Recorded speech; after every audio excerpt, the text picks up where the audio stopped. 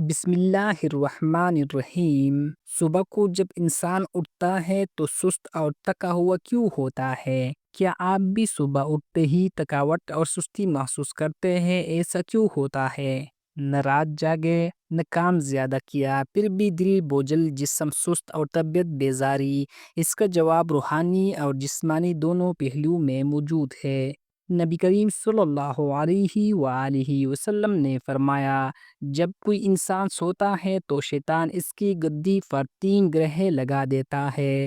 ہر گرہ پر کہتا ہے، تجھ پر ابھی رات ہے، سوتا رہے۔ جب وہ جاگتا ہے اور اللہ کا ذکر کرتا ہے، ایک گروہ کھل جاتی ہے۔ وضو کرتا ہے تو دوسری، نماز پڑھتا ہے تو تیسری بھی کھل جاتی ہے۔ صحیح بخاری حدیث نمبر 1142۔ یعنی اگر صبح اٹھ کر ذکر، وضو اور نماز نہ کی جائے تو انسان کی روح پر بوجھ باقی رہتا ہے اور اس لیے وہ جا کر بھی فریش محسوس نہیں کرتا۔ قرآن میں ارشاد باری تعالیٰ ہے، اور نماز بلا شبہ نفس پر گراں ہے، مگر ان کے لیے نہیں جو خشوع والے ہیں۔ سورۃ البقرہ آیت نمبر 45۔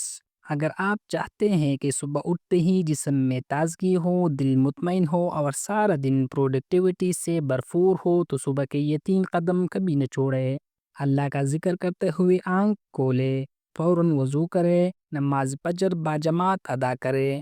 یاد رکھے، جو صبح کا آغاز اللہ کے نام سے کرتا ہے، اس کی زندگی کا ہر لمحہ بابرکت ہو جاتا ہے۔